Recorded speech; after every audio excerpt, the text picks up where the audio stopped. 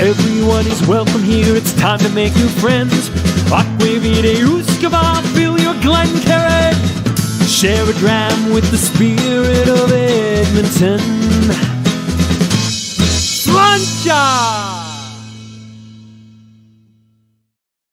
Slancha. Good day, good morning for us whiskey brothers, sisters, and friends, and welcome to the Whiskey Book Club's first book of season 6. We're coming back for the second edition with Mike Billett, the author of Peat and Whisky. This one right here, the Unbreakable Bond. As always, I am honored to have you, the viewer, with us today. And really, where else would you rather be on a Saturday morning? For us, it's snowing. It's very deep here so far, where we could delve so deeply into the book and be cozy with a dram at 10 o'clock in the morning, than here with the author. So, and my name's Dolph. Let's quick introductions. Spirit of Edmonton, social media. I'm the founder of the Whiskey Book Club. Most importantly, I am your host this morning, although this evening for Mike. So it's 5 o'clock for those of you in Scotland.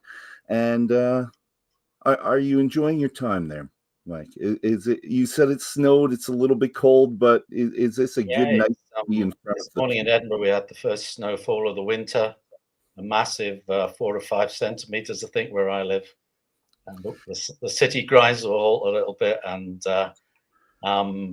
yeah, we're recovering. Tomorrow, I think it's going to be about 10 degrees. So this is classic Scottish winter weather. Cold, melt, Yeah, melt, absolutely. and it's going to freeze sometime. Let's do a quick rehash. Mike is an emerging Renaissance man. He's a person of science who is branching into the artistic realm.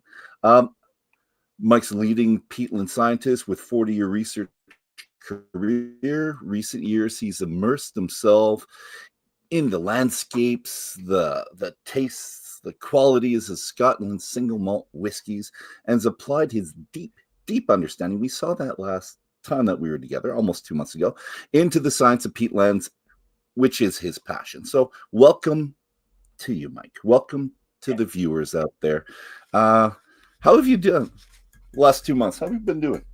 Yeah, I've been doing good. I've been early thoughts on a second book, but that will maybe come a little bit later. Some thoughts. I'm exploring a few ideas. I've also had some time away in the Whiskey Isle in Islay on a family holiday, enjoying the social aspects as well as the beauty of the island. So and delving into a little bit of their whiskey as well. So yeah, it's been a good few months. Sorry? I'm guessing you have some friends in Islay, though.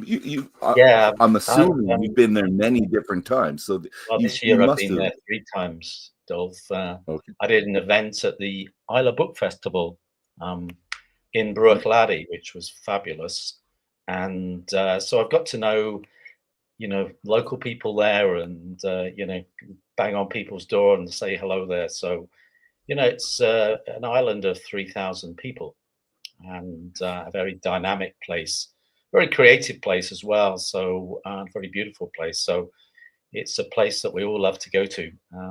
And yeah, I've been there many times, and already a couple of trips lined up for next year already. So looking forward to that. Well, and you said the food's fantastic as well. I'm looking forward to it. I'm staying at the Bowmore cabin, so I was able to get a cabin for 3 days this summer, which is hard to do. They're already sold out unless you're getting I guess there's a couple gigantic cabins where you can fit 10 or 14 people. Yeah, I mean, if you're coming for the whiskey festival, it's pretty difficult to get accommodation. They tend to get booked up a long time in advance. But it's all year round. People come from all over the world to Islay to enjoy the whiskey. And this time of year, it's special also because it's wildlife. A lot of overwintering geese and different birds, different animals. So you see a lot of wildlife this time of year, which you don't see in the summer. The protected geese that we keep hearing about. Oh, yeah. Well, that sounds fun. And every time I talk to you, I'm envious of something. It's the whiskeys you've tried, the places you've been, what you're doing. And I'm probably going to be a bit envious of what you have in your glass. So I'll show you what I have is 2 brewers. So that's in the Yukon, and you've been there maybe. Paul. Yeah, I've been to White. It's from Whitehorse, This right? is their peatland expression. So this is great, but it came out probably 6 years ago. So it's changed quite a bit for me, and I'm enjoying it quite a bit. What do you have? Yeah, tonight in my glass I've got a Kilchoman, which is from Islay, unsurprisingly, and it's each year they produce something called a 100% Islay edition, and this is the 14th. So this is from homegrown barley from the fields of Islay. It's quite a productive island, and particularly Kilchoman, 20 years old. Well, the whiskey now is 20 years old this year, and Brora as well, much older distillery, but they are very keen on the sort of agronomy and agriculture of Ireland and Islay, and do a significant amount of make a significant amount of their whiskey from locally grown barley, different fields and different places. So, this is this whole thing about farm distillery in the case of Kilchoman, but Brooklady are really exploring different grain varieties. The whole idea of bare barley and reducing your kind of footprint and supporting the agricultural community, which has always been a big part of whiskey historically. And right up your alley too. That's what absolutely. Yeah, it's a super dram, and every year this is different. Different combinations of vatting of different casks. It's got that lovely sort of sweet peat flavor, a really nice mouthful. It's a great dram for a early winter's night in Edinburgh, Slandia. or 10 o'clock in the morning for us here. And my wife loved them. Sorry, we both love them. But when we were in Victoria last year, the presentation and maybe we're just drawn into the story, but the family working in, she was showing her brother that actually worked on at the distillery and yada yada. But still, a lovely place. Let's get into this. Sure. I've got a lot of questions, as you've already seen and you've noted, and a lot of quotes. So again, let's. I'm gonna play with this to get my quotes ready. You always do better than anyone else I could ever imagine talking about Pete. All right. So in the first book, we got to know the scientist in you. So that really came out. Your love of the outdoors, walking in peat bogs, of peat and whiskey, the history of the peat bogs themselves, and who used them. So we've been brought into a world where your passion and your knowledge converge, which is great when your job and your passion together. Everything coming together in a neat package that others will kind of overlook and miss, but you and people in the know, and I'm going to say scientists, you can make connections. And here's just one situation in the first quote. So the old moss works is boarded up, tidy and intact. So this was on one of your whiskey walks. Well, that's why I'm going to call it. But through a small hole in big rolling doors, I spy a loop of railway tracks set into a concrete floor where the peat wagons once ran. Round the back is a door to an upper level where high-quality fuel peat was stored. The peat wagons rolled off the moss along these elevated fingers, converging and arriving at the works through a small cutting before disgorging their loads from high on a ramp. That's page 184 for those of you following. So you're describing a situation that, unless you've been in that situation, researched the situation, you're not picturing this. So I would not have noticed that. As if I was in this peat bog and I didn't die by the time I got to this place, looking through this hole, I would have seen, well, there's railroad tracks. How neat. But you saw something else. So as a way of a reintroduction for you, for those that haven't seen the first episode, maybe coming to this brand new, could you tell us where you developed your interest, knowledge of peat and the whole industry, if we could? Yeah, I mean, it's a big question, I know. Yeah, I'm not sure if I mentioned this last time, Dolph. I trained as a geologist and then moved into kind of soil and water science. And as part of my move, obviously, into soil science, peat is a 20% of Scotland is covered in peat. So, I increasingly kind of worked on peat and did courses on peat and basically upskilled. But and one of the research sites I worked on a lot was close to a peat extraction site. And there are lots of ways of extracting peat, and many people in Canada are very familiar with some of the big industrial peat extraction that goes on there. But peat is a soil I began to appreciate. Interestingly, as a geologist, you avoided it because wandering around a peat bog, as you know, is very hazardous. And if you're a rocks man or a rocks woman, you completely avoid peat because it covers up anything of interest to you. But then I became to love it, and of course it's a very multifaceted thing. But in terms of looking at these industrial workings, once this was quite close to St Fergus Moss in Aberdeenshire, this site you're talking about here, which has a very long history of peat extraction, and there's an awful lot of recorded information about it. Newspaper archive records, company records, and I visited it and talked about it in the book. And I spent a couple of days wandering around it. And many of these extraction sites, in Scotland, in Ireland, have railways which were built out into the bog. They're a bit like a model railway, Dolph. They could be constructed and deconstructed when the peat was extracted. So just move it around. So you get a real idea of the size or the scale of these peat works, and they were plants that processed peat, used it in different ways, and at that time relatively small amounts went to the whiskey industry. Now a larger percentage, much less peat is extracted, of course, but the whiskey industry is an important user of peat, or the maltings industry is. So I've always been interested in sort of industrial archaeology. I love old mines, for example. I love wandering. If you go to Islay, you're going to Islay. It's one of the best gigs is to visit the Port Ellen maltings. Now, it used to be open as part of the festival, not so now. But I just like things of that sort of scale.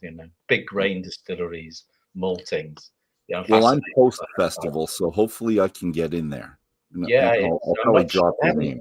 They haven't opened it since COVID, but it was a particularly memorable trip just to see the scale that this is not floor malting. Obviously, this is something done on a big industrial scale, and it's certainly the biggest building on Islay that you'll see, with 3 smokestacks which operate one after another, which are the peat kilns. All right. Well, talking about mines, I'm going back to the first part of the book, and we didn't talk about this 2 months ago, but you, I think it was when you're doing your studies at university, you delved into, or you went into the mine and deep and deep and deep. What mine was that? I'm not sure. So university studies, or maybe it was just the very first one that you'd I've been into, as a student, we went to a number of mineral mines. A coal mine I went into, I talk about in the book. You're absolutely right. So coal mining no longer takes place or deep mining no longer takes place in Scotland. And this was a coal mine close to Edinburgh. I've also been into copper mines and zinc mines around the world as well. So in the coal mine, we went further and further and further away from the pit head, because some of these old mine shafts extracting coal from out on the Firth of Forth, out under the sea. So these are really impressive places. And I have the chance to do that here in Alberta, because coal is a thing that we've also done. But I think I'd be a bit intimidated. So see, you did well, because I know they're safe, but you always hear about the accidents in mines, and then you've got 2 kilometers under the Earth's crust, and it's like, So they're deep mines as well as surface mines, Well, I'll do it one day. Maybe that's just my retirement thing. I'll do anything that could possibly kill me, because I don't have that much time left on the earth. So I'll just do the fun stuff then, like the skydiving. If I ever do it, it's towards the end. Well, hopefully while I'm still a little bit more intact, I can land properly. We're going to change our focus a little bit. So in the second half of Peat and Whisky, you really focus on the scientist in you and your environmental leanings. So if you'll permit me, I'll now depart from the most linear way that I've kind of followed everything previously, because I go from chapter to chapter and you could almost follow the questions with the pages.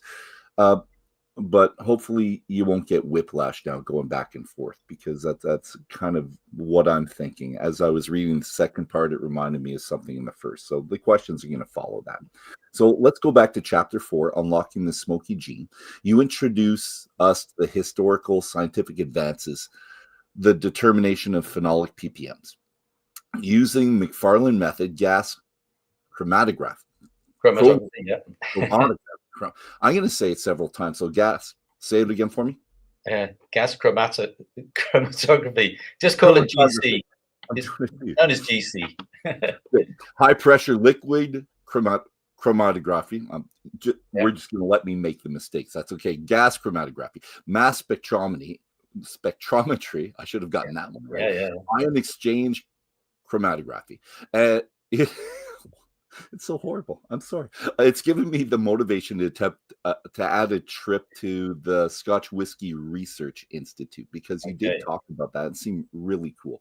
I don't know if I'd ever get in, but I'm going to try to do that when I go to Scotland next summer. So what I'd love is to have been there when you and Dr. Barry Harrison, you had your sensory panel. You had the 8 vials of different phenols, creosols, and glycols in front of you, and you going through them, and I think you made tasting notes. Yeah, you were nosing it as well, of those 8 blind. So one, I'm going to ask you what it was like, and you said that you had a test. So I'm wondering if you passed the test. You did really well on the test. If he was very encouraging to you, because sometimes I do those and they're very encouraging, but they're just dumbing it down for me. So hopefully you can do it at a higher level. And those that have listened to us before might remember Dr. Don from JP Weiser's. And he described the difference between phenols, creosols, glycols. If you could please refresh our memory, describe the difference between them for us, please. Yeah, I mean, going back to the tasting panel first of all, Dolph, I didn't know that was going to happen. I was a bit surprised.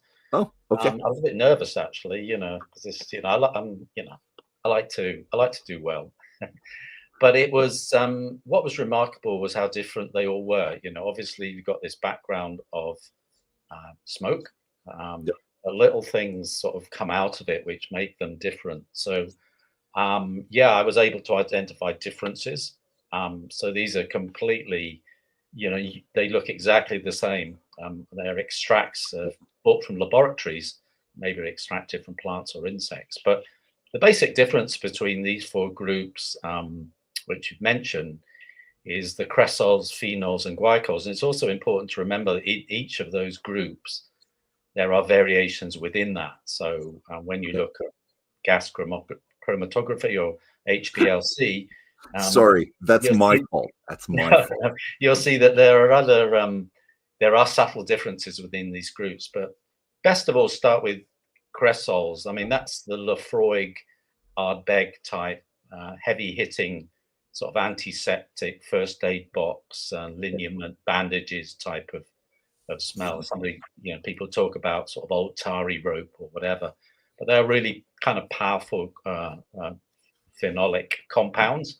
And it's a little bit confusing, that word, because both glycols and phenols fall under that umbrella, but both phenols and glycols are a bit softer, a bit sweeter.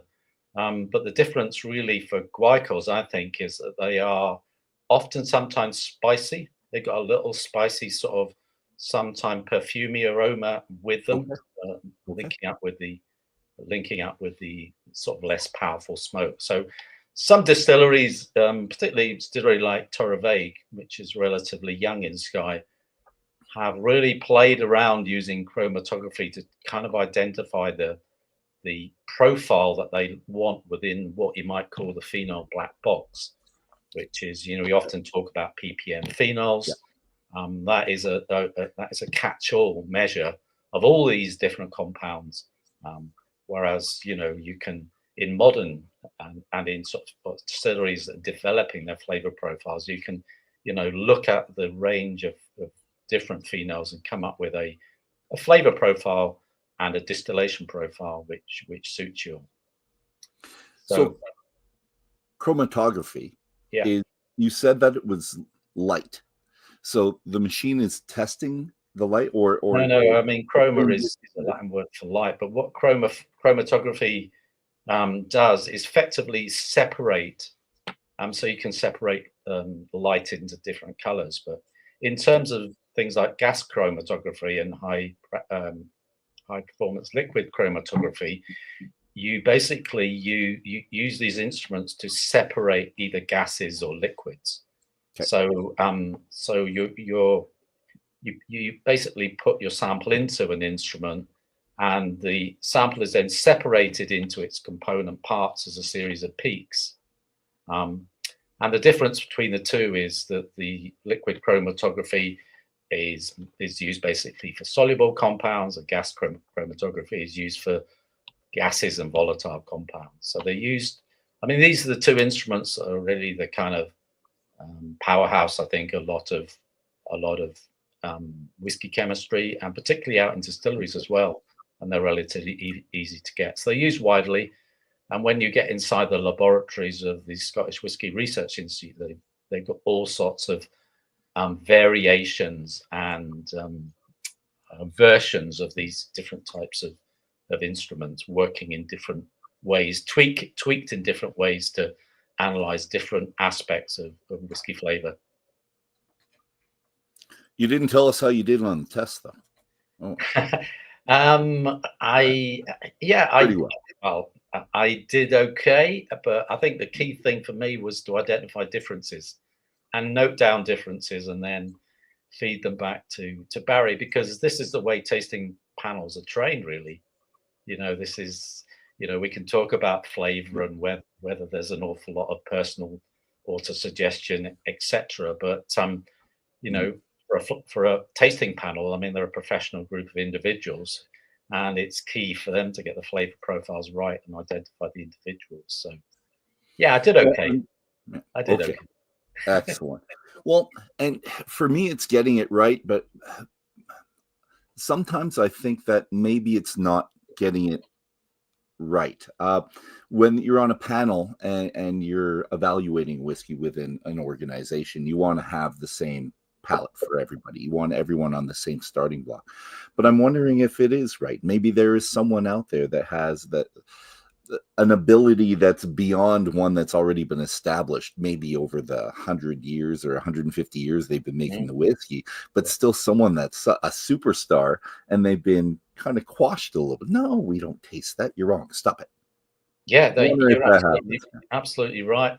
And there are individuals who often by accident go to whiskey tasting. They might not be in the whiskey world, and all of a sudden those individuals reveal this incredible ability to nose and taste things in a really, really special way. Many of them are women, better than us. But there's one example I can think of an independent bottler in Edinburgh called Woodrose. Okay. And it was a girl who went to a tasting, and she was able to pick up things that nobody else was. And now she works for the company. She's a very important part of, selecting casks and creating their own blends as well. So, yeah, there's plenty of special people out there. And, why somebody should be better than others. I mean, there's a lot of science behind it, which I'm not really party to. It's, this whole link between what are memory banks, if you like, in our mind. I mean, I can pick up flavors and nose things that other people can't, but there are things that I can't pick up, when you walk into a distillery that other people can. I'm quite good at the smoky side of things, but I'm also quite good at the what I would call the school sweet shop. So this is the sweet shop I stopped on my way to school, so I can pick up all these flavors and smells that other people can't. But that's just my past, That's the memory. I'm the same way, but I was a chubby little child, and I ate a lot of candies as I was a kid. So I'm relating them to candies from my background. And that's funny because SMWS tastings, they do that often, and they'll refer to candies that I've never seen before because they were in Scotland. But so that individual, she wasn't quashed. She went to a tasting and there wasn't someone saying no. She had someone that would accept it, and I think that's really important. And I think it's really important, and I like tastings in which the individual doing the tasting, might be a tutor tasting, will ask us what do we pick up, not what I'm supposed to pick up. And I've been to plenty of distillery tours when somebody would tell me the flavors and smells, aromas that I'm expected to find in the whiskey. I don't like that because we're all as good as each other, in my opinion. Well, I like seeing the tasting notes at the back of the bottles and then doing the opposite. It's like, no, I don't think you're right. No. You're trying to convince me it's milk chocolate or coffee like, and those are common ones. But I like being the thorn in the side of those that tell me what I'm supposed to be doing within the industry. That's my personality. It's the Irish in me. It's like, tell me what to do. Not just tastings, but walking in a distillery, walking into the room with the fermenters, the wash backs going, and picking up those fruity flavors of banana and pineapple. That's such a memory of the distillery, and then obviously going through the various stages. And a maltings where peat is being burnt is a special place as well. I do, and I like actually eating the grains when they're there, because they always have the open vats, and I'm usually eating them as they're talking. Yeah. All right, so let's get back on track. Sorry, that's my fault. Chapter 8. So let's go to chapter 8. It's a new age is the name of the chapter, although not intended to do so. Reminded me of present day almost whiskeys, so laboratory created whiskeys that are prepared and ready within weeks as opposed to years. So the science base in the whiskey industry is developing rapidly. Let's refer back to all of these that I couldn't pronounce. Chromatography. Did I do it? Done. As close as it's ever going to get. We talk about ppms all the time, but I wish they'd relay the information. We talked about this before, of the post as opposed to the pre-ppms. So let's get another quote up here, and this is going in a different direction though. So right here. So we've used SPPM for quite a while as an indicator of sweetness in the whiskey. I'm assuming sweetness parts per million, but we have selected some of the most influential sweet compounds like vanillin and measure them using HPLC, which stands for what? High performance liquid chromatography. Yeah. Thank you. As ppm in the final bottlings, strength liquid. It is a useful way to quickly plot a flavor map, and those two words, the flavor map, is what made me think of the almost whiskeys, the laboratory created whiskeys. So especially when combined with peat levels. And this is page 327. So a new age gives us a sense of where the research is being used in the industry, and not especially in the sense of alchemy, which is the laboratory created whiskeys, but in innovation. And so you talk about the innovation quite a bit. So tell us how these two, so the SPPMs and the HPLC, how we shouldn't just link it to created whiskeys, almost whiskeys.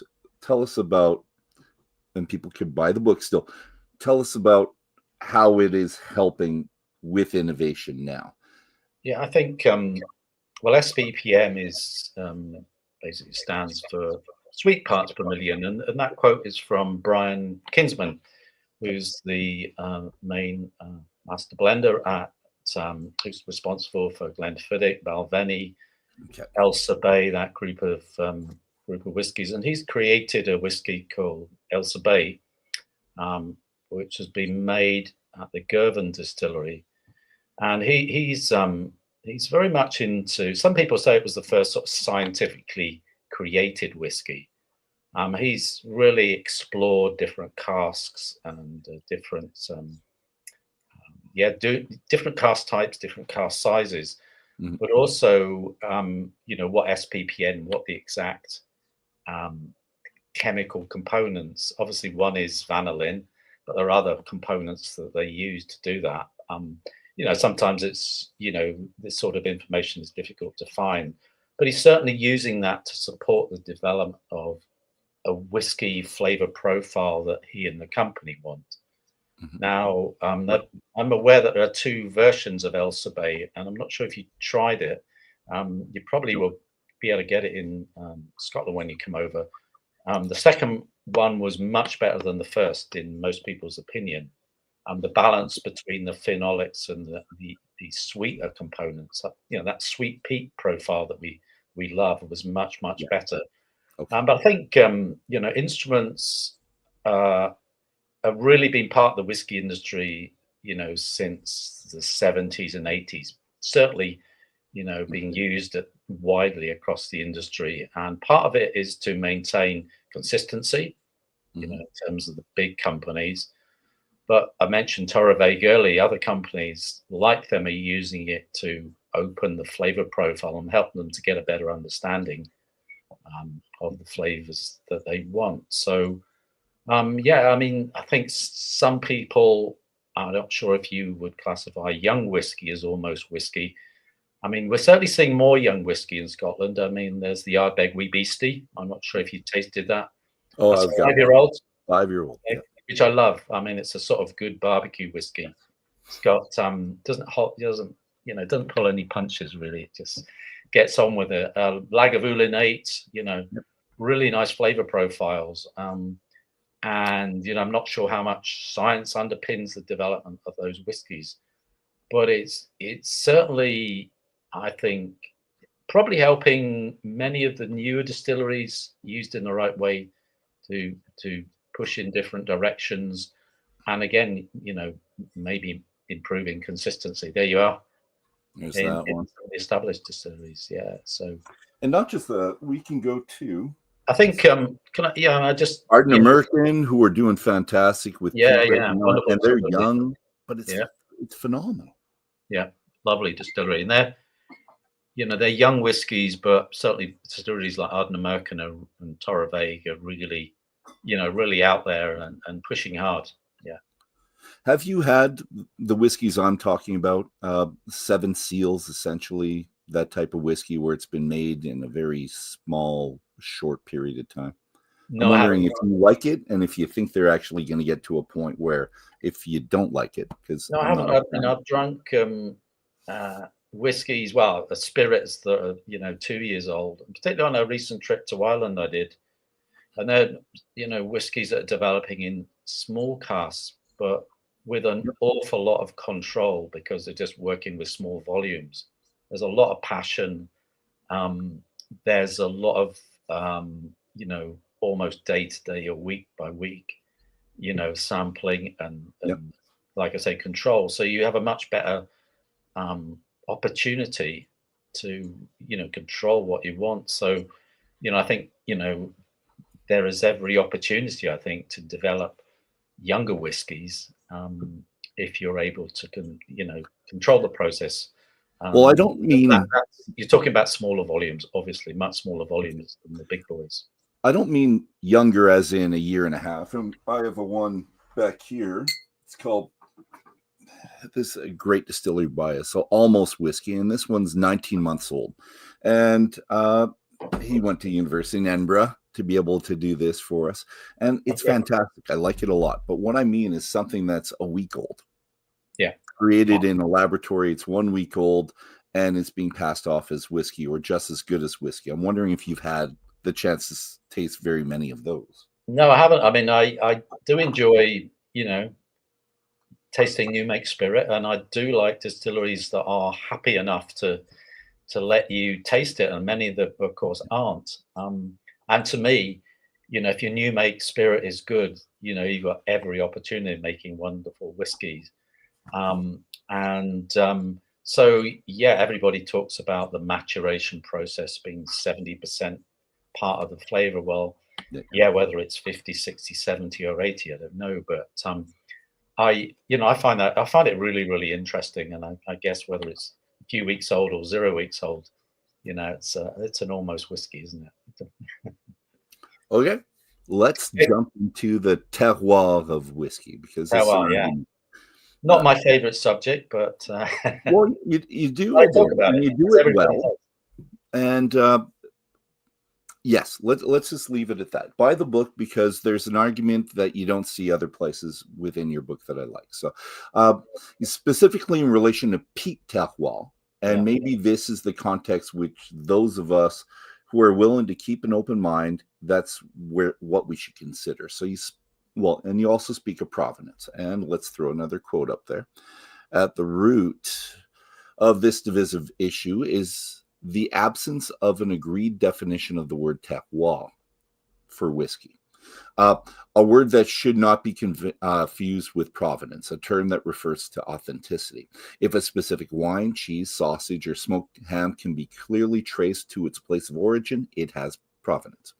And I like that. Could you give us a couple questions here? Your definition of terroir specifically, and could you further describe what you see as the difference between the two terms, and maybe use Connemara, which is fantastic, as examples, and people can buy the book to get what I was referring to, a pretty good chemical argument for terroir and whiskey in relation to peat. So that's unique, and they should buy it. Yeah, I mean, for me as a whiskey or a wine drinker, I think to be convinced of terroir, you've got to taste it. Now, the chemistry may tell you that something is different, but unless I can taste it in a 10 or a 15-year-old whiskey, it's not terroir to me, right? So when you make spirit using different grains, for example, grown in different places, yes, you can identify the differences. I mean,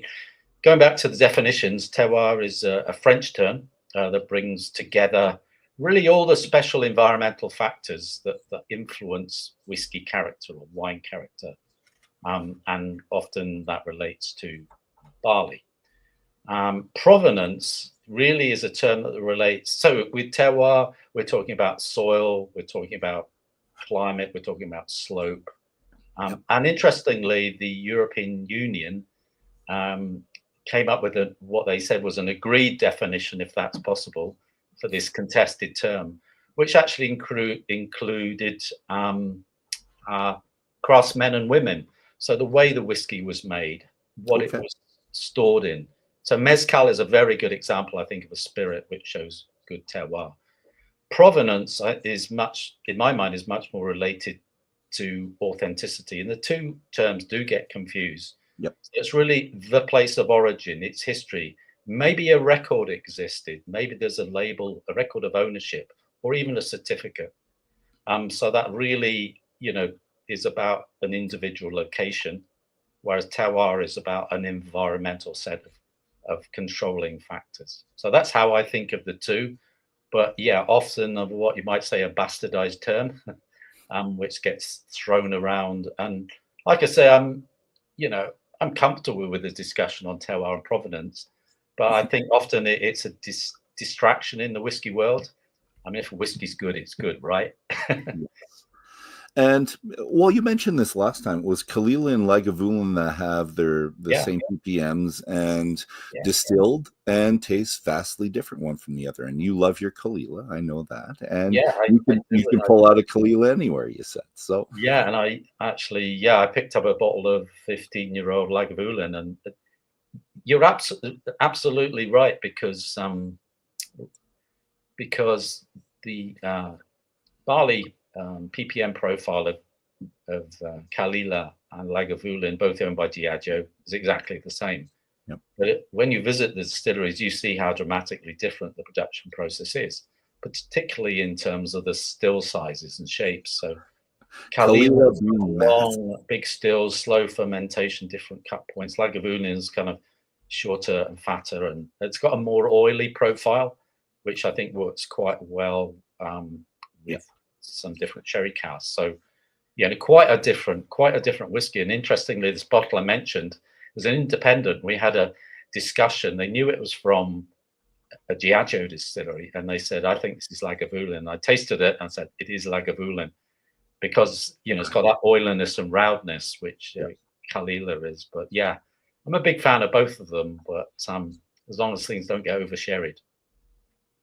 Okay, so that's your line, is the over sherried, because I do like a sherried, and you could go back to the sweetness, the sweet with the peat. I like the sherry influence, but I agree, if it's over the top, it detracts from the peat, and I get a sourness that I don't like.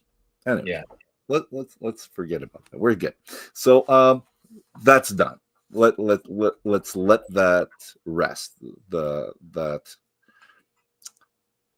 it's a subject that you hear and it turns you off sometimes because you've heard it so often and the argument within it, but you aboard the subject very well in the book. And again, the chemical compound argument to it, people should buy it for that. While we're on the subject of divisive topics, let's talk about water. Specifically peated water, though, and the effect on whiskey. So this is different from just the water, and I'm a little bit sick of hearing how the water affects it, especially here in Alberta. So our distilleries, the clear mountain water from the Rockies, yada yada yada. So here, distillery owners and their enthusiastic marketing departments are rightly proud to promote their water sources, but it would be fair to say that there is only one place where more nonsense is written about water, and that is in the mineral water industry. That's page 268 for those of you looking. I have the same view. I agree, but water does make a difference, and you talked about that. We know that hard water, soft water, high pH, low pH. It makes a difference. But how about the influence of peated water? And that's what you talk about in here. So it's claimed by some that the taste of peat and whiskey is in part due to the use of peaty water during its making. And this is you. I've drunk and tasted peaty water from many bogs all over the world, and I've failed to taste much at all. Sometimes there may be a slight dryness in the mouth, a tannin-rich black tea, and other times the sepia brown water might feel smooth and soft, but never hard. Peaty water, like its peat, is tasteless. And that's on page 238. So could you tell us how the pH does change it, just quickly? And again, it's in the book for a great in-depth definition. I mean, if you wanted to go over that. Yeah, most peatlands are low pH, so they're slightly acidic in terms of the water. So it makes the water soft. It doesn't contain that many minerals. So Scotland, for example, has a lot of soft water, which is absolutely ideal for making whiskey of a slightly acidic pH. And what that does is it's ideal for the process. It stops things like bacterial or fungal growth, so it keeps the whiskey slightly acidic.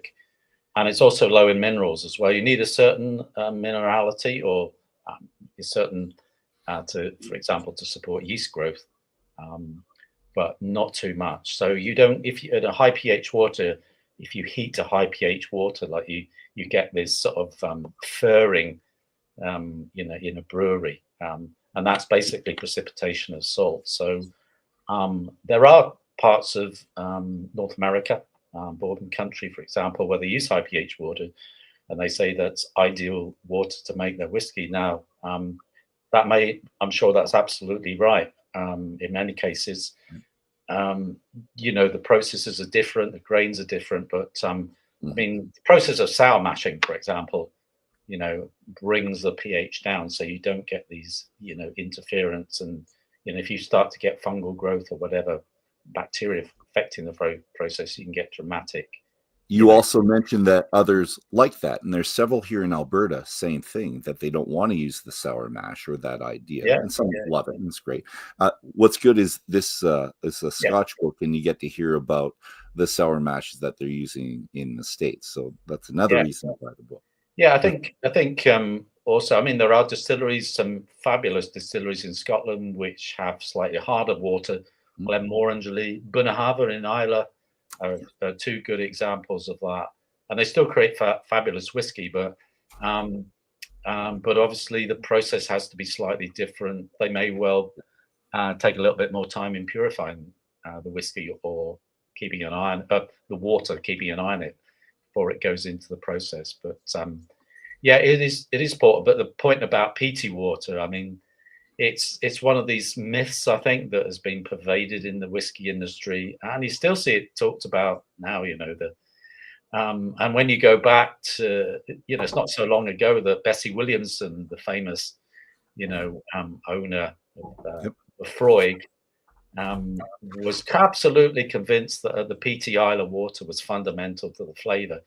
Even she employed MacLean to test the water, and he said that no, there wasn't, but she wouldn't she wouldn't listen to the scientist.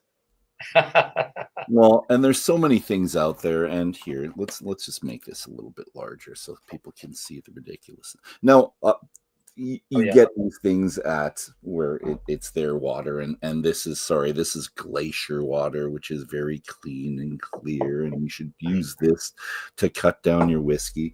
But during tastings, it's fun. I obviously kept it. I haven't used it. Everything's still in the package, but it's just neat to have it. It's fun. Yeah.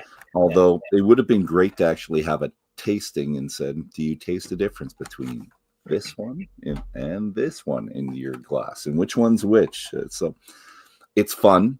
You play with it, but does it really make a difference? I mean, one, they're incredibly expensive for a start compared to the water. I think it depends on your water that comes out of your tap. For example, in Scotland, in Edinburgh here, we have wonderful water, and as long as it's not chlorinated, we rarely can smell the chlorine. It's perfect water for drinking whiskey. And there are many distilleries that use the local water supply, and it's water that is tested, it's controlled at a much higher level than mineral water is. So yeah, there's a lot of marketing that goes on, and good luck to them. Well, and I'm going to talk about one right here. So you've met, and I've met Shook from Amrut. And what a great guy. What a great guy. Big personality. I love it. And I genuinely like his demeanor. And sometimes he puts people off a little bit, and sometimes no. But I like it. He has a theatrical side to him. He's got a presence to his presentations, but he's also frank and down to earth. And that's usually at the end of the tasting after he's had some of them as well. So you have a quote for him, which I really like. So I'm going to put the quote. I'm going to minimize me because we don't need me to be that large, and I'll read it. So a Shook was once asked about water, and in his own characteristic way, he replied, "We write this story," he points to the text on the Amrut tube in his hand, "because people want to know where everything comes from." And it's true, we ask too many questions about certain things that make no difference, but that everything has an impact. But I can tell you now that the idea of water source imparting flavor is total fucking bullshit. And that's cleared that up then. So that's page 274. If you don't trust me, I'm quoting.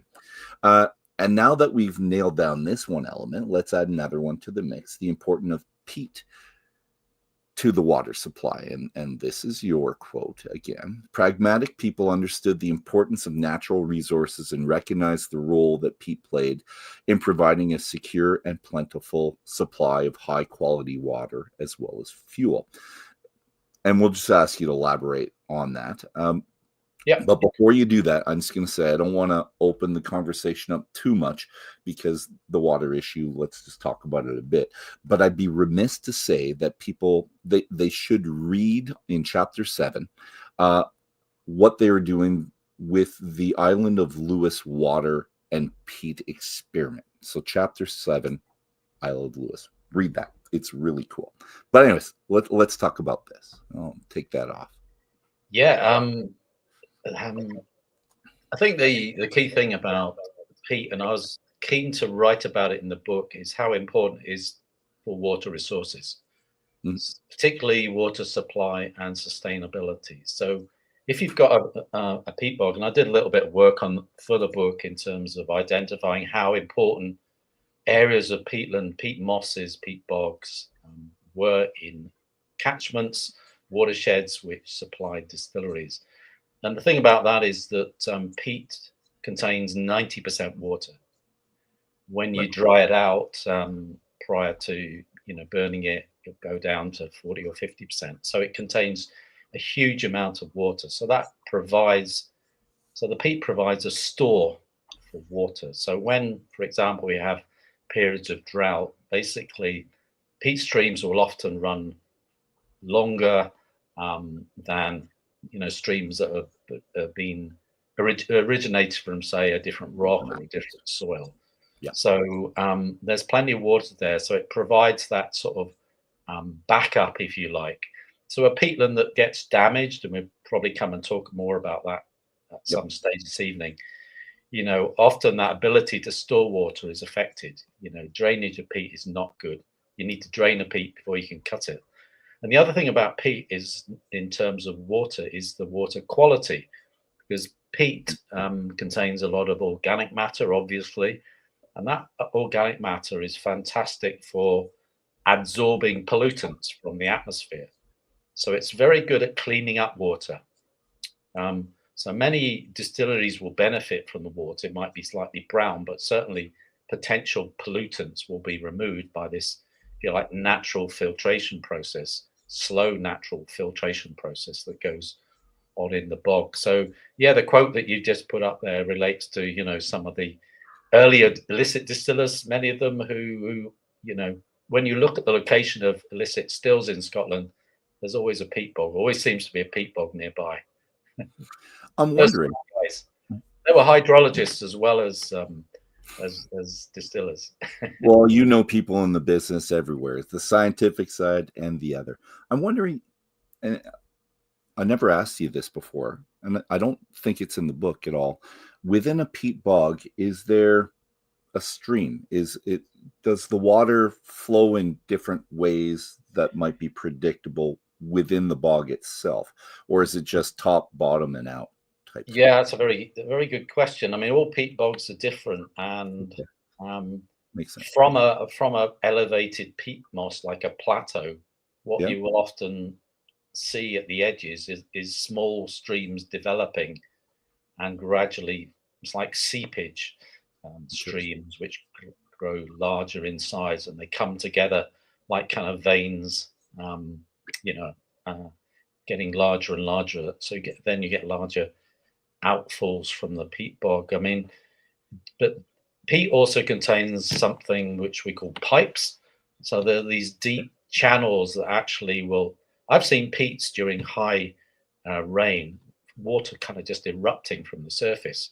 Okay. That is, deep water being pushed out like a piston as well. So you have within the network of peat, you have these deep sort of subterranean channels which then link up to the surface. Many peats, of course, contain a lot of surface water, bog pools which dry out up and down, water level changes as well. But it's a very complex, and I would say it's still a relatively poorly understood area, Dolph, of peatland science. Okay.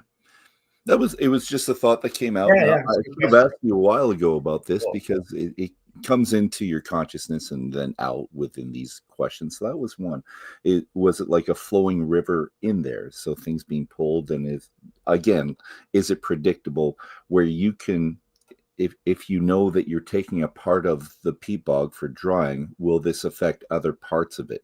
So does that ever come into question when they're drying, when they're picking the peat or the area within the bog, right? Yeah, I mean, it's that's another good question. I mean, I think in some ways not really, because when you extract peat, particularly at commercial levels, you do drain the bog deeply, and you need to drain it prior to being able to physically get on the bog to extract it. And as soon as you do that, of course, you change the hydrodynamics, the hydrology, the flow paths within the peat dramatically. Right. So you kind of create your own outflows, and then the water just flows out through these drains. Well, I thought that, but when you're doing a peat bog, in my mind, it's massive, and you're doing a section.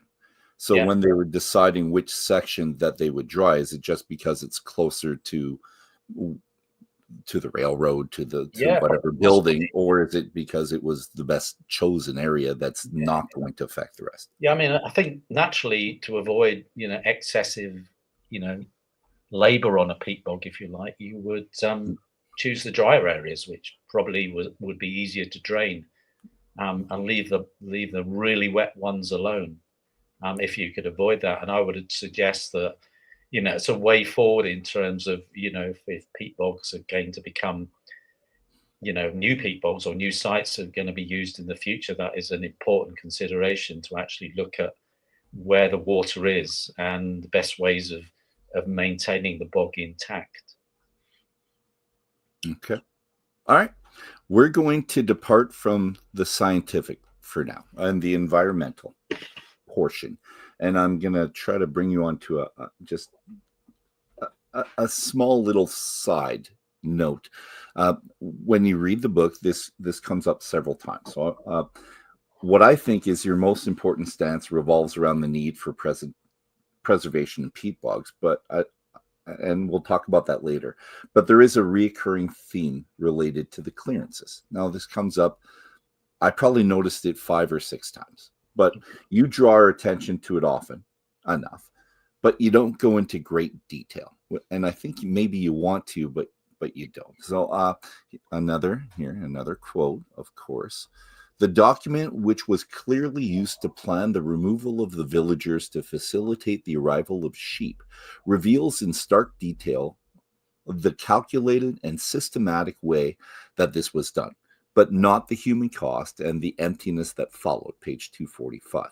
So could you please relay to the non-Scot, or those not familiar with the Scottish history, exactly what this is, the clearances, and has this remained an important stain upon the common psyche? Is it something that, as soon as they hear something, makes a Scot just angry?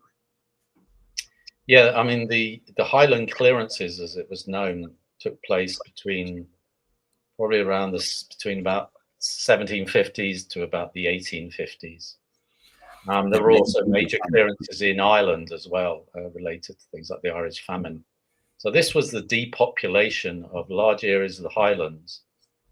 So there were communities there who lived in villages which had a subsistence level of farming, but a functioning, arguably sustainable living. And then with the arrival of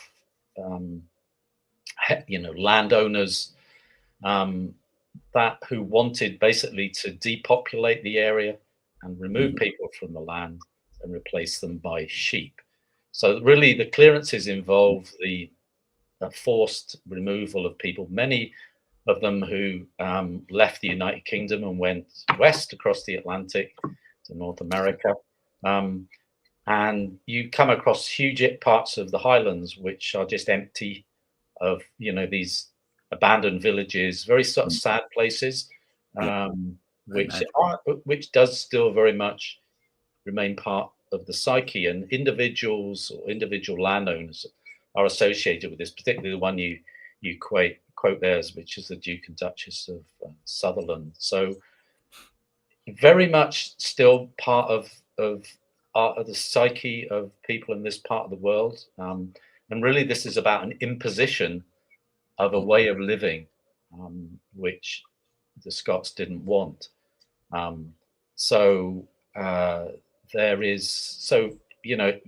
Sheep replace people, if you like. These large sheep farm, which was meant to, create money. In many respects, the sheep farms didn't last long. They were replaced by deer farms. So, you go to these parts of the world, and there would have been large populations, much, much higher now. And the place would be a living, sometimes thriving environment. And many of them were displaced to the coast of Scotland and were asked to do different jobs and, find a life. You're now a fisherman.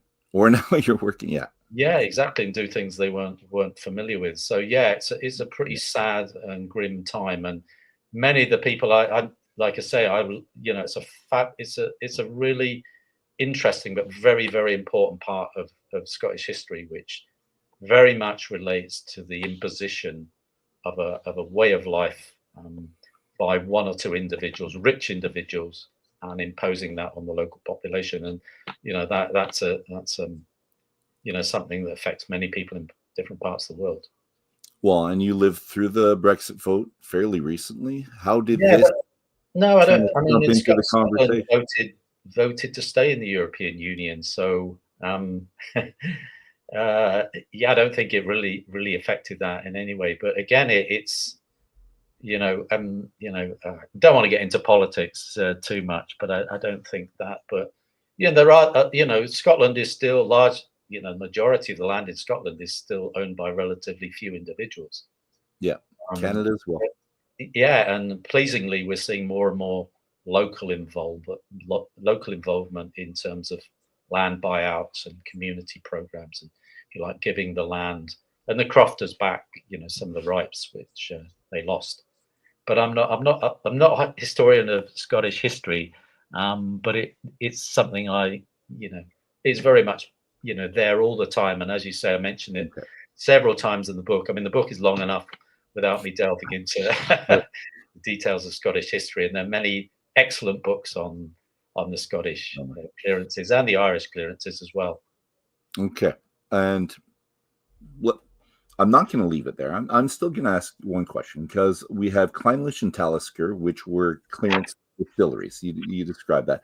Do you think the clearances have a negative effect on sales for these two distilleries? Like, is it to that point where people still remember? It's like, no, I'm never going to drink. Well, no, I don't think they do. I mean, you don't. Okay. The owners of Clynelish and Talisker are Diageo. They obviously don't use it in their marketing blurb. No.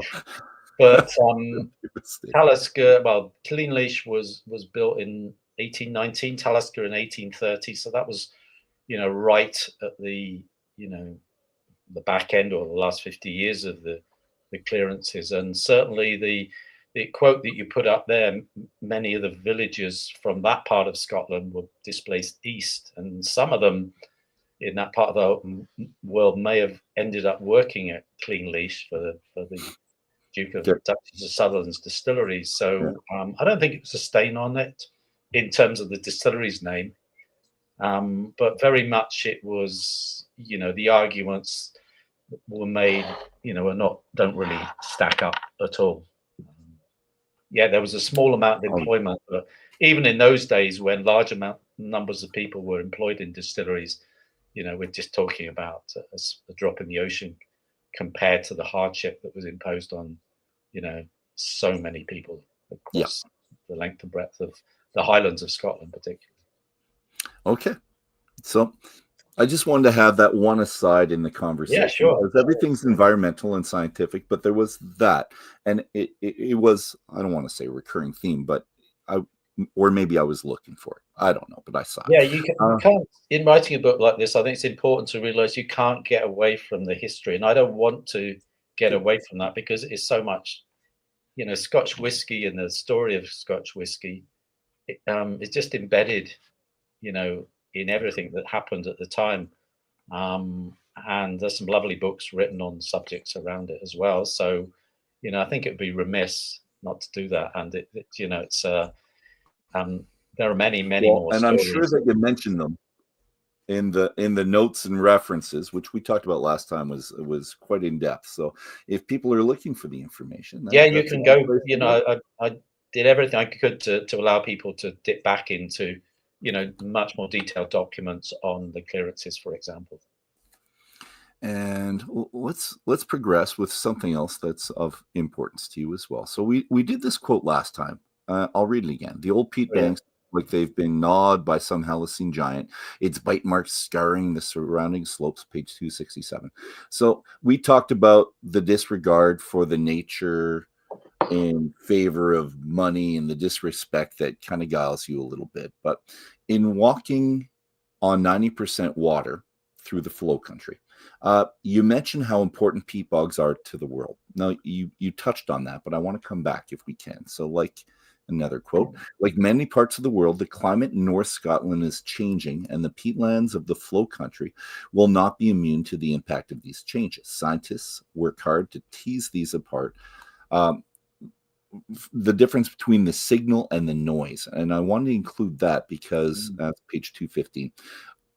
Could you give us a quick lesson on how and why peat bogs are critically important? You talked about water and you talked about the air, but possibly a side note that tells us the difference between signal and noise. Because sure, although I've heard it and you think about it, you pinpointed it during the book, and I think that's important. Please.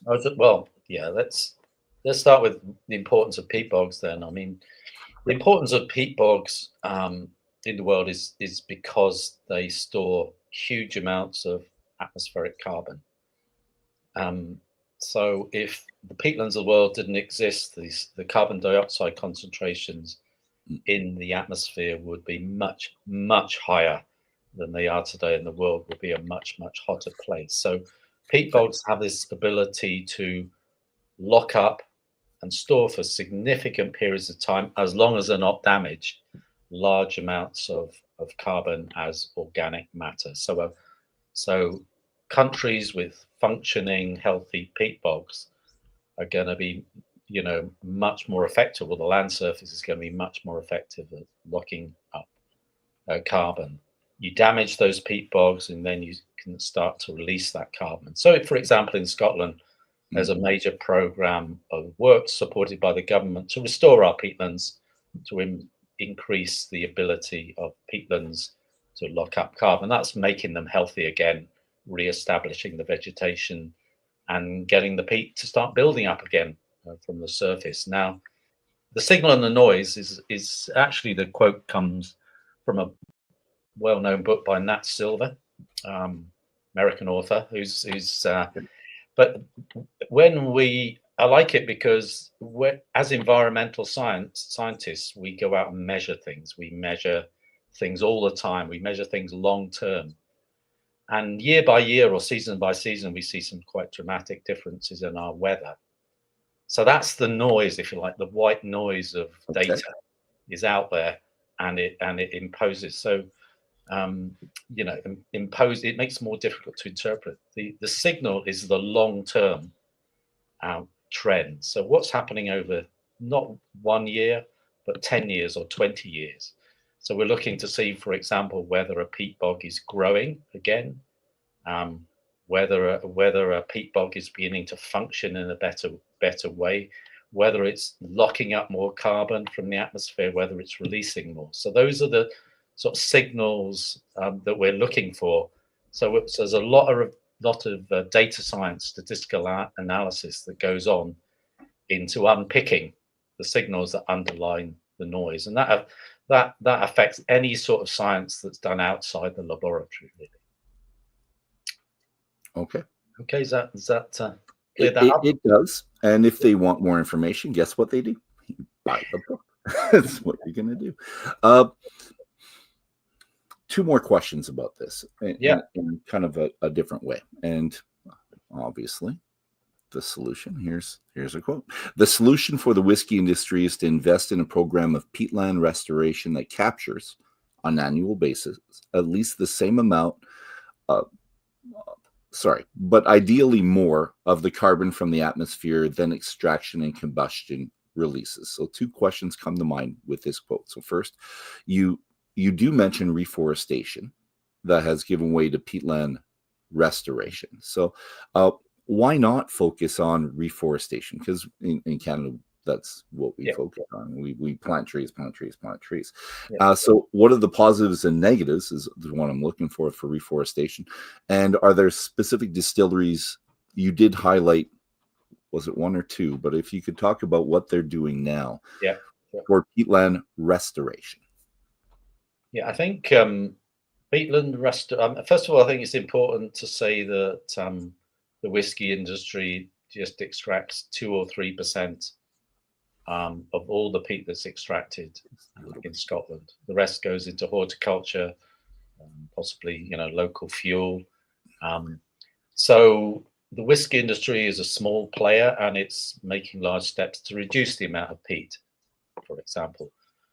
Going then directly to afforestation, and I particularly this, can talk about afforestation on peatlands. I mean, afforestation on non-peatlands, absolutely fine. But the thing about peatlands is to plant trees on peatlands, and this was used extensively and erroneously in parts of Scotland, particularly in the flow country, which I talk about in walking across 90% water. Yep. You needed to drain the peat to plant the trees. You couldn't get planting machinery onto the peatland. So you need to drain it really, really deep to get the water off. And of course, as soon as you do that, you damage the peat and it begins to bleed the carbon. You grow a tree on peat, and of course, what a tree does is intercept water and dry out the peat even more. Mm-hmm. And as I said, peat is 90% water. So when the tree gets to a certain height in a windy place, it just blows over. So it was done at the time. It was a tax incentive from a government that was poorly informed about that. So, but obviously, peatland restoration locks up much more carbon. So if you take all the trees and woodlands in Britain, more carbon is actually stored in this flow country peatland, which I feature in chapter 6. So, you go down 6-7 meters of, dense carbon. That's basically what a peatland is. But combining afforestation on peatlands. Now the move is to basically take these trees out and to re-establish the peatlands. Plug it up. That's about. Was another part to your question, Joel? So the distilleries that are focusing on restoration right now. Yeah, sure. The whiskey industry is beginning to support restoration of peatlands, both in terms of locking up carbon and improving their, carbon footprint, but also in terms of recognizing the importance of water. So Beam Suntory, they have a slightly different name now, own a number of distilleries, including Lefroy being one of them. Yep. And they are undergoing programs of peatland restoration in their distilleries across Scotland. Diageo doing some in Islay as well. So this basically involves blocking up those drains which are leaking water. And to restore a peatland, the first thing you absolutely have to do is to block the drains up, get the water level rising again, and then the plants will re-establish themselves. So you can do some fairly simple calculation to show, well, the science is there now. It wasn't there probably 20 years ago, to show how effective restoration in different ways will be on restoring carbon. And a number of companies are now that started to do this. There's a central, if you like, move with the Scottish Whisky Association, which represents a large percentage of the Scotch whisky industry, to have a collective approach. So that's still going through the process. But interestingly, since I've written this book, I've been contacted by quite a few people in smaller distilleries who are not part of the bigger program, saying, how can I help? Nice. And a lot of it is actually understanding the process. The science is there, but you also need the practitioners to actually go out and do it for you.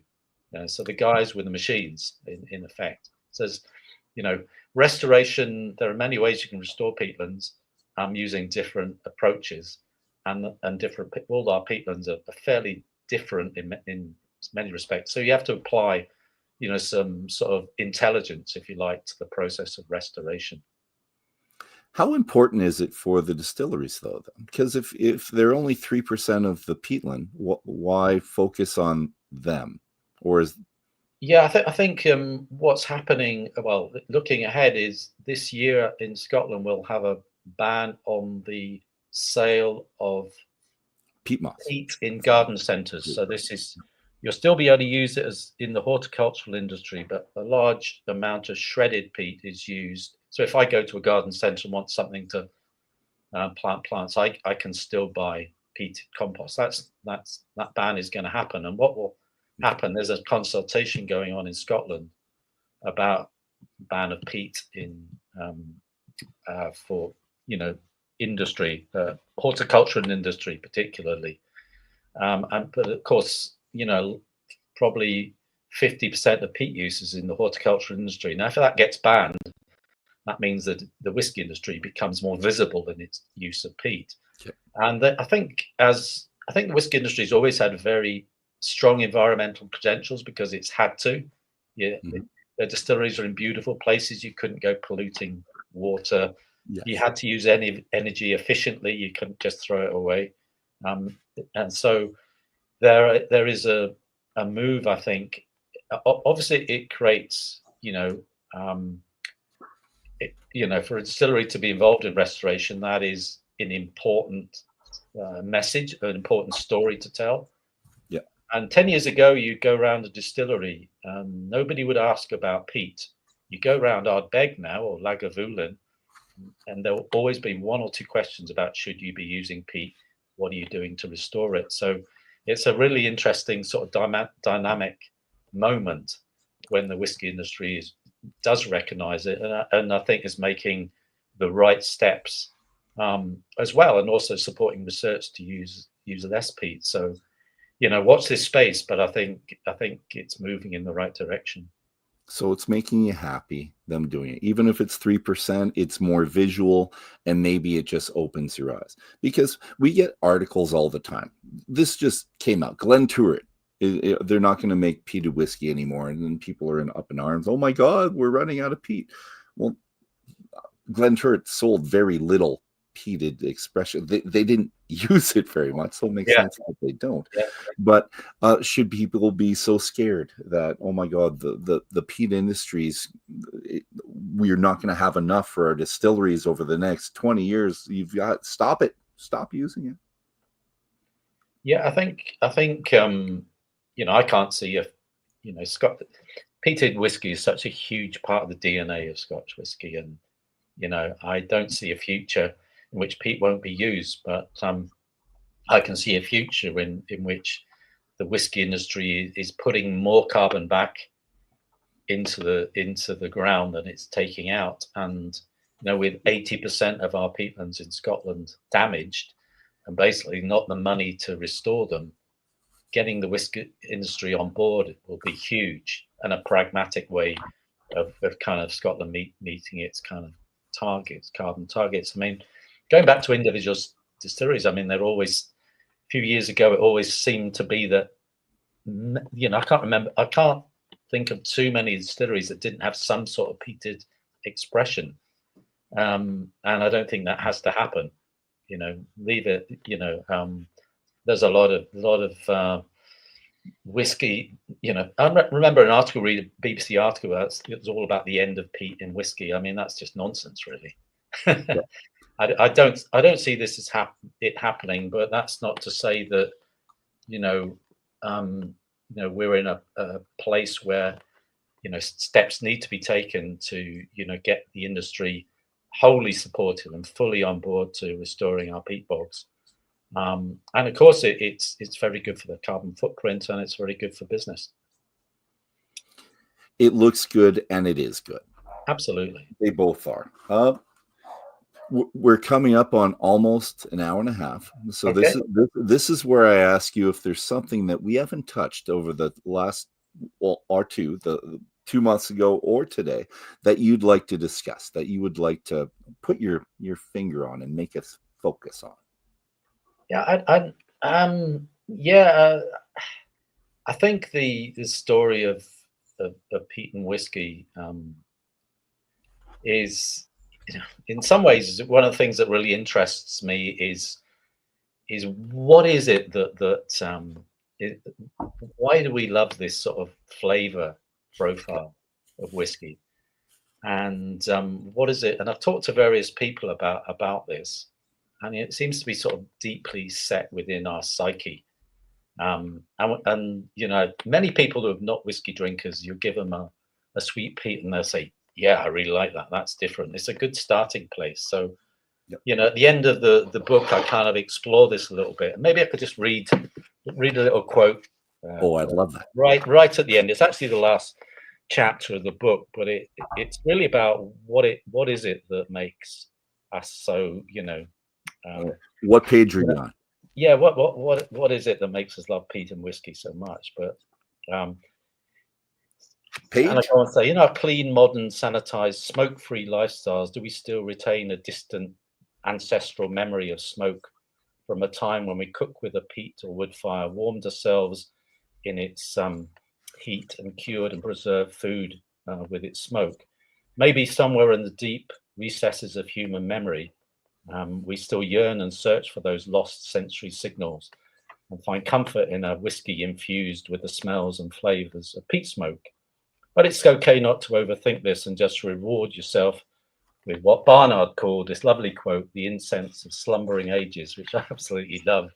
No. But this is about this sort of, I think, it's not just something that's associated with whiskey. It's associated with so much of our flavor. And when you smell peat smoke as opposed to coal smoke, there's something kind of homely and sort of attractive about it. But I'm sure you'll smell some peat smoke when you come to Isla. I plan on it. I'm going to try to bring just a mini little brick home. It's just what I want, type thing. Oh, there's plenty there. There's plenty there. We'll Well, never run out of peat, but obviously, we may well be more regulated in how it's used. I love the notion that it's innate for us to have peat, or to love peat, or to have the homely. You think of yourself as a hobbit when you say the homely, but like in your cave, and you smell the peat, and it just makes you feel like home, and it brings back possibly memories, but memories implanted in DNA, and not something that we necessarily have smelled. We're almost getting into Billy Abbott's philosophy of whiskey here, aren't we? And but I know, talking to people like Dave Broom as well, he has similar sort of views, and there's this sort of deep-seated attraction to it. I mean, it almost draws you in. It draws me in, but and it's quite different from other sorts of smoke as well. So Well, I love campfire smoke, and when I come home and the fireplace is on, you can smell it as you approach. Even through the car door, I can smell it. It's like, either I have a fire or someone next door, because we have backyard fires. It's very common for us in Canada. Even in this weather where it's snowing, we'll have snowbanks around the chairs and the fire in the middle, so you can sit outside when it's minus 30 still, and still be comfortable. But the smell of the smoke brings you in. And I've got to tell you, a lot of my peated whiskeys go down in measure quite quickly when we're out there by the fire, so it's fun. One last question for you. Actually, no, is there anything else you wanted to talk about before my last question? No, fire away. I mean, one more question. Last time that we were together, I asked you who would play you in a movie. If we were going to recount your life and your time in the book, we said that I said that I wanted to be Brad Pitt or his buddy. I forget his name, but anyways, that's not important. Who would play you in your life role as scientist Pete lover? Maybe I remember you asking me that, and again, Ewan McGregor probably. I mean, he has the accent that I would die for, and the screen presence that I would die for. And I'm sure he loves the drama as well. But it's I think people expect people who write necessary books about whiskey to have a deep sort of grizzly Scottish accent. But sometimes I get up when I'm doing a tasting at a pub or something, and they said, "Oh, give me Dave Broom's accent. I can do this." But I think he would. I'm sure he would be delighted with it. And of course, I guess there'll be lots of opportunities to do a bit of brand placement around the film. Well, that's perfect. So we'll leave it at that, and we expect him to play you. And if they do have a little mini me interviewing I'd be happy. with my suggestions. So that's all the time we have today, Whiskey Brothers, Sisters, and Friends. It's been a fantastic morning for me, coming close to afternoon, evening for Mike. Thank you to our listeners who came in today, and more so for everybody that's going to come see us in the future. Special thanks again to you, Mike, and hopefully we'll be able to meet for a second book that you're thinking of. Do you want to give me a hint as to what the second book is? No, well, early stages and ideas are being explored, and that's the kind of nice bit before you actually start to tie yourself down. Okay. So I'll be more than happy to come on and talk to you again, Dolph, and maybe catch up with you sometime when you're over in this part of the world, or vice versa. It's been a real pleasure. Oh, I'll be trying to hit you. Oh, you clicked out there for a second with me. I don't know if you did for everyone else, but you said we're still there. We're still there. Excellent. Well, anyway, as a final note, if you don't want to miss a minute of these programs episode, click like, subscribe, and as always, let's hold up a glass. Here's to good company, you kind sir. Here's to good whiskey, and 2 brewers for me tonight, and yours.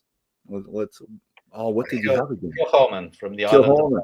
That was yours. Here's the good conversation, and I truly enjoyed my 2 visits with you. 3 hours of me drilling you with questions. Thank you, kind sir. Sláinte, everybody, and we'll see you again soon. Thank you so much.